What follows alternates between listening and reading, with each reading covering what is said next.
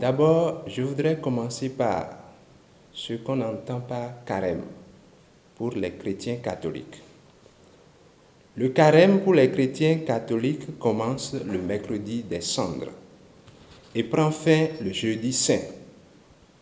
À ce mercredi, chaque fidèle reçoit sur son front la cendre tracée en signe de croix, accompagnée de cette parole de Jésus en Marc 1, verset 15.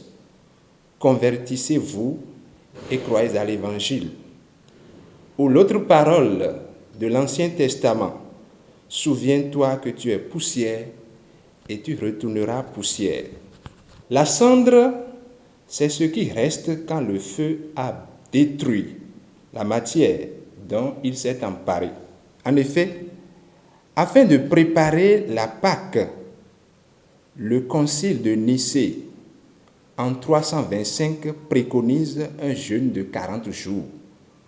Mais c'est précisément en 591 que le pape Grégoire Ier a institué en ce mercredi-là de consacrer au service divin les cendres de rameaux de l'année précédente et de tracer avec ces cendres une croix sur le front des fidèles. Le lien est évident, car la cendre, comme nous venons de le dire tout à l'heure, est signe de la fragilité de l'homme. Il invite à la conversion. Alors, les trois piliers du temps de carême, tout le monde le sait, il faut prier beaucoup, et il faut jeûner, et enfin, il faut faire l'aumône. Mais ces trois comportements que nous devons avoir sont intimement liés. Intimement liés en ce sens que déjà Saint Pierre Chrysologue, qui est un père de l'Église, disait déjà ceci: le jeûne est l'âme de la prière.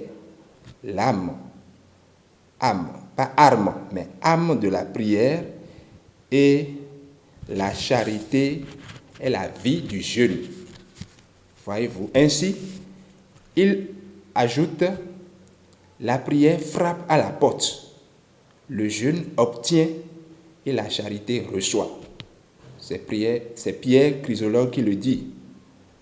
Mais le pape François, notre actuel pape, fait un lien semblable dans le message de Carême 2022 qu'il a adressé à tous les chrétiens.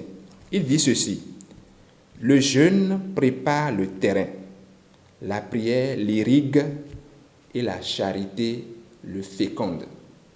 Prime News TV Bénin. Aimez, abonnez, activez la cloche de notification pour ne rien rater sur votre chaîne préférée.